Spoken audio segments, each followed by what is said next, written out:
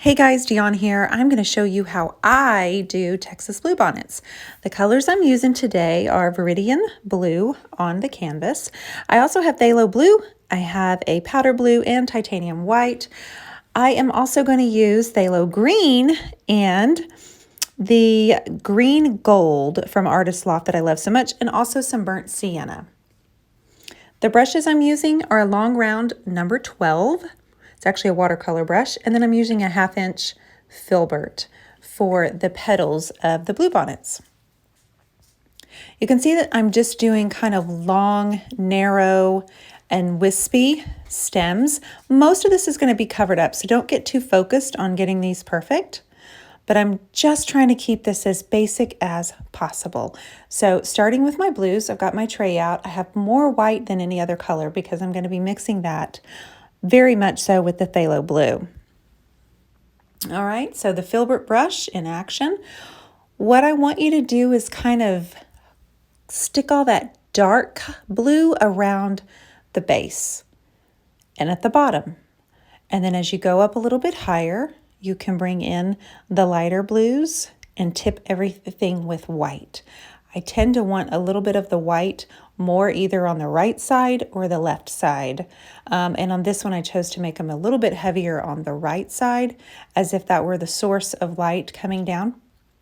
So I'm filling up, as you can see, each stem with the phthalo blue. This is Liquitex. This is a heavy body acrylic. And I'm just kind of poking back around a little bit here and there. I like mine to be thicker at the bottom and a little more sparse at the top with a couple little tip petals. So I'm going to keep doing the same thing over and over. We could have made this much more complex if we wanted to, but I really am trying to keep our focus flower each month pretty basic.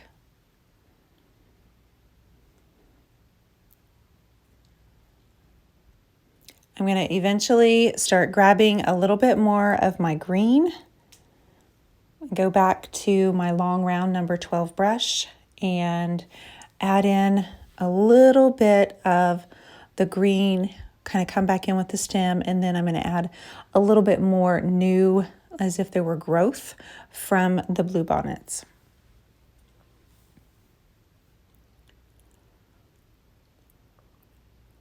And I'm starting to do that now. Keep your brushes wet.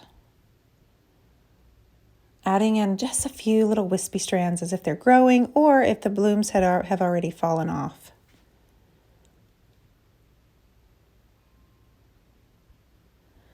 Blue bonnets grow in textures and in groupings, a lot in a group.